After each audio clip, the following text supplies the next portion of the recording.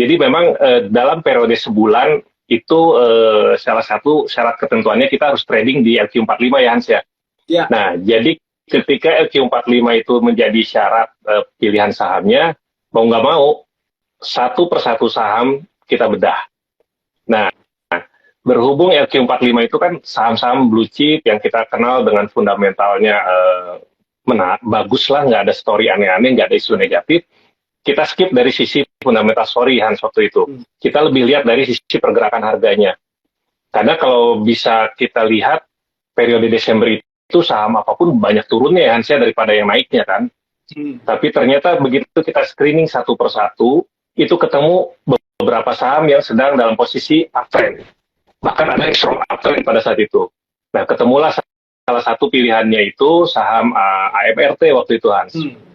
Jadi AMRT begitu sudah masuk fase uptrend dalam jangka waktu hampir 3 bulan, ini saya lihat menarik ini. Tinggal kita cari bagaimana titik timing buy-nya untuk saham ini. Nah, karena kita pendekatannya teknikal Hans, jadi mau nggak mau ya kita pakai yang Hans sempat ajarin. Jadi teman-teman Hans ini bantu kita ini untuk ngajarin dari teknikalnya, ini jagonya nih. Nah, jadi Hans waktu itu memperkenalkan beberapa moving average seperti exponential moving average, kita pakai yang 20, 50, ataupun yang 100. Nah, kita cuma pakai indikator itu deh. Ketemulah MRT momentum ketika dia sudah mulai mendekati level-level EMA 20-nya atau EMA 50-nya waktu itu Hans. Nah, ini saya lihat ini timing beli menarik dan berpotensi, saya lihat berpotensi untuk breakout harga pada saat itu. Nah, saya cuma mencermati ketika breakout biasanya suka ada momentum shoot up ke atasnya ya. Nah, jadi pattern itu yang saya pakai dan saya chip in di AMRT itu pada level harga ketika dia breakout. Nah, karena saya tahu karakter-karakter breakout itu biasanya kadang hanya ada kenaikan overshoot, habis itu nanti swing lagi ke bawah.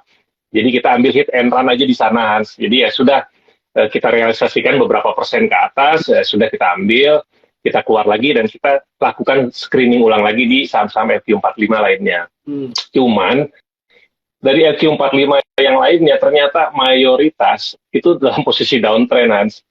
Jadi saya skip AMRT, cuan di sana saya geser deh. Saya cari mana yang downtrend tetapi yang ada potensi rebound.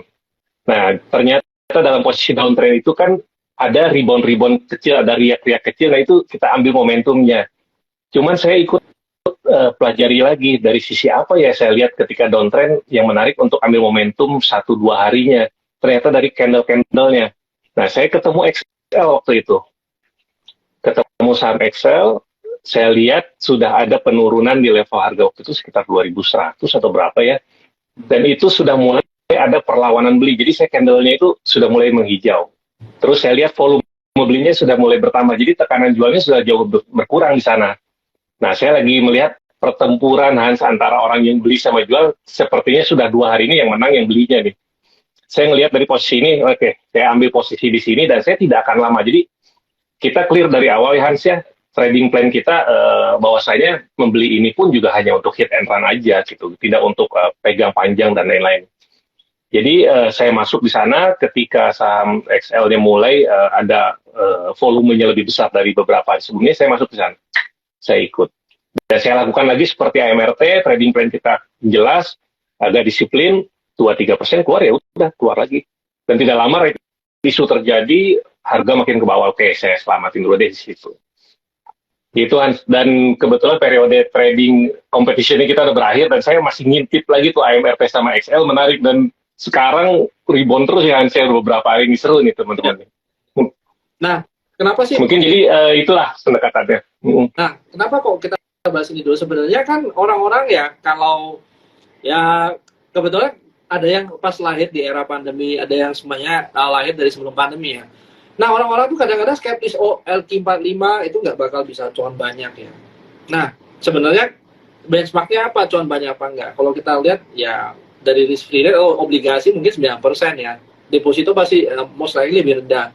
Nah, kalau kita lihat return dari reksadana, kita ngomong 20% sampai 24% itu udah oke ya, Bisma ya. Berarti lu setiap bulan bisa return sekitar 2%. Itu setiap 12 bulan ya 24% kali ya. Nah, kemarin yang gue lihat dari track record, lu kan sebenarnya nggak fully 20 hari kerja, cuma 10 hari kerja ya, Bisma ya. The rest of the time, lu lebih kayak nggak ngapa-ngapain ya.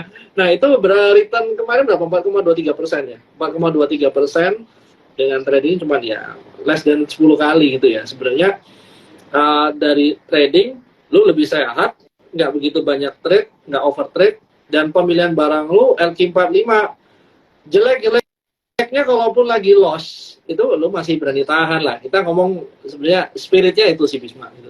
Dan Yes, again kongres. Nah, thank you bro. oke. Nah, sekarang pas hari kedua trading day, kira gimana nih bro? Mungkin dari makro dulu kali bro ya. Apa yang lu lihat dari 2023 gameplaynya apa? Mungkin yang berikutnya tentang apa sih tema yang lagi lu lihat sekarang kira-kira bisa kita aplikasikan sampai ya 1 kuartal 2 kuartal lah gitu. Oke. Gitu. Oke. Jadi gini, ada satu hal teman-teman yang harus kita mau nggak mau kita terima nih, yang bakal terjadi di kedepannya itu satu, kondisi ekonomi yang kembali normal, otomatis akan menyesuaikan aturan-aturan bursa yang akan menjadi normal lagi.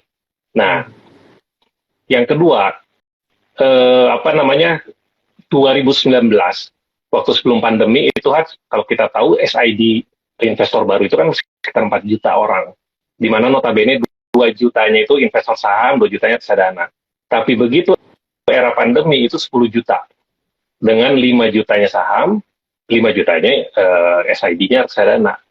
Nah, berarti banyak yang lahir di era pandemi yang belum pernah mengenal era ARB dan arah simetris, 35 ke atas, 35 ke bawah. Ini satu nih. Ini harus jadi catatan teman-teman yang terlahir di era pandemi, harus menyiapkan diri apabila saham yang kalian punya ataupun yang nanti kalian beli itu bisa downside-nya sampai segitu jauh. Jadi Nah, otomatis kita harus jadi otomatis kita harus persiapkan diri kembali lagi deh ke basic awal. Kita harus mengenal blue chip, mengenal EQ45 lagi. Itu mau nggak mau, karena risiko di sana tentu terbatas ya Hans ya. Nah, kita kan pengen berinvestasi di pasar saham itu untuk jangka waktu yang panjang ya. Kita nggak mau yang terlalu gorengan market juga nggak mau.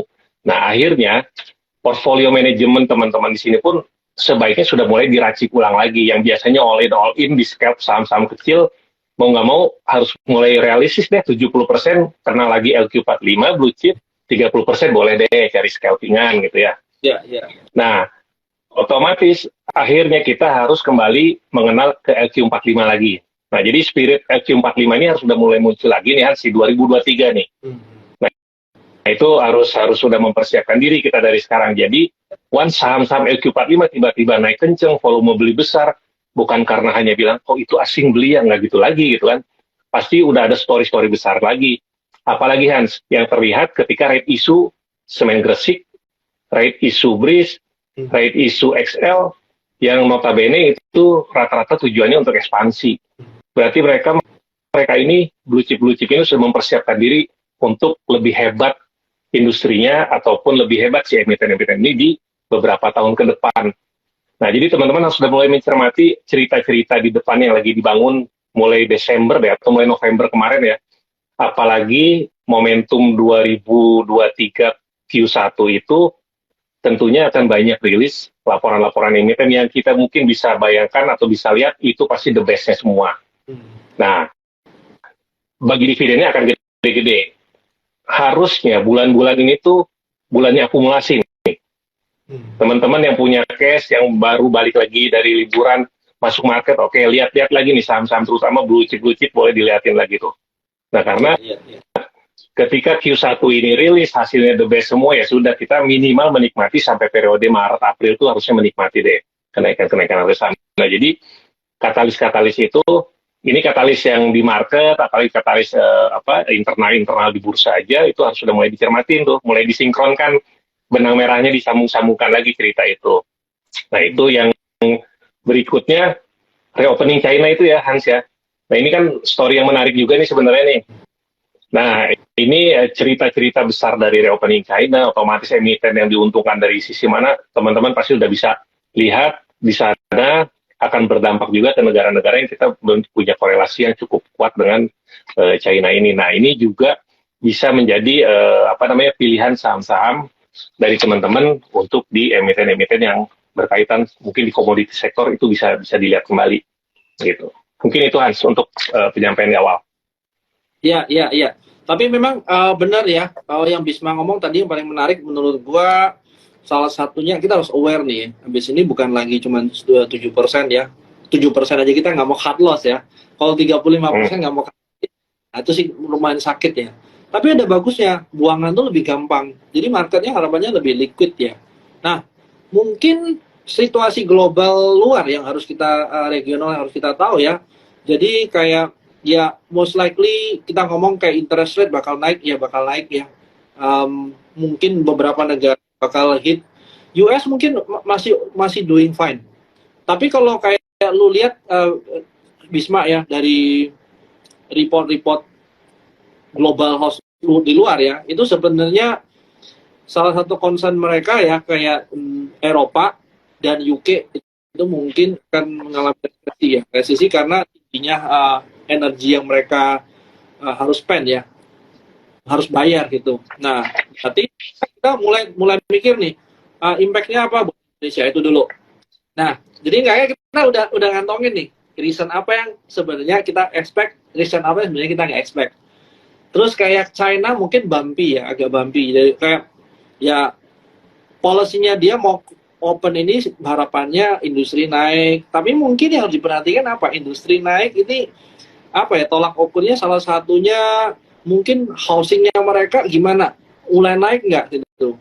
Kenapa selama ini kan mereka nggak bisa beli rumah, nggak bisa kemana-mana ya, akhirnya sebenarnya kalau penjualan rumah naik ya, kalau kita lihat ya sebenarnya ekonomi juga lumayan jalan, dan spending untuk rumah, spending untuk ini, industri harusnya juga jalan ya. Jadi itu sih mungkin kalau dari gua lihat reason apa yang kita harapkan, reason apa yang nggak kita harapkan. Nah itu sih. Nah terus Betul. ya indeks pasti juga ya. Nah apalagi mungkin kalau kita ngomong kayak Rusia punya perang sama Ukraine, ya bakalan selesai dalam waktu dekat juga ya, kelihatannya kayak semuanya akan ini kayak domino nih. Nah, mungkin kembali lagi kita ekspektasinya apa membaik atau memburuk, terus impact-nya kebijaksanaan dari government policy-nya, nah itu mungkin yang akan mempengaruhi ini ya. Nah terus Bisma, menurut lo gimana nih, masih tema komoditi kah atau oil and gas kah atau semuanya properti consumer good? Jadi banyak nih sebenarnya kalau gue lihat sih di teman-teman kita ini masih bingung cari bener-bener tema untuk industri yang bagus untuk tahun depan. Kalau dari lo gimana nih Besma? Selain tadi lo fokusnya ke LQ45, mungkin ada industri tertentu nggak yang lo lihat menarik gitu? Yes. Jadi kalau kalau gue ya Hans ya, mungkin nggak ada yang spesial untuk melihat industrinya. Jadi cara gue ini mungkin gini teman-teman, ini cara saya mungkin belum tentu bisa cocok dengan teman-teman, tetapi cara ini mungkin bisa menjadi pelajaran baru juga buat teman-teman. Jadi ketika menghadapi market yang uncertainty-nya tinggi dan cenderung banyak black swan-nya di sana Hans. Jadi dalam perjalanan tiba-tiba ada perang, tiba-tiba ada ini, ada itu. Nah itu bisa terjadi di 2023. Kita nggak pernah tahu black swan-nya nanti pakai apa itu di sana. Nah, yang pastinya teman-teman ini punya persiapan. Jadi kalau saya tidak tipikal yang langsung untuk hold dalam jangka waktu tertentu dan saya harus simpan walaupun apa yang terjadi, tidak. Jadi saya tetap mengamati kondisi-kondisi tertentu. Akhirnya momentum yang saya lihat contohnya satu Hans, kita tahu 2023 ini tahun politik ya. Biasa satu tahun sebelum 2024 di tahun politik utamanya itu, putaran uang itu jauh lebih kencang di sana. Nah, ada sektor-sektor yang diuntungkan pada saat itu. Nah, kita masuklah di sektor yang sedang diuntungkan aja pada saat itu. Contohnya, itu kan kebutuhan dasar ya Hans ya. Nah, kebutuhan dasar itu masuk misalkan sektor konsumsinya, di sana ada sektor telekomunikasinya, ataupun ada transportasinya di sana.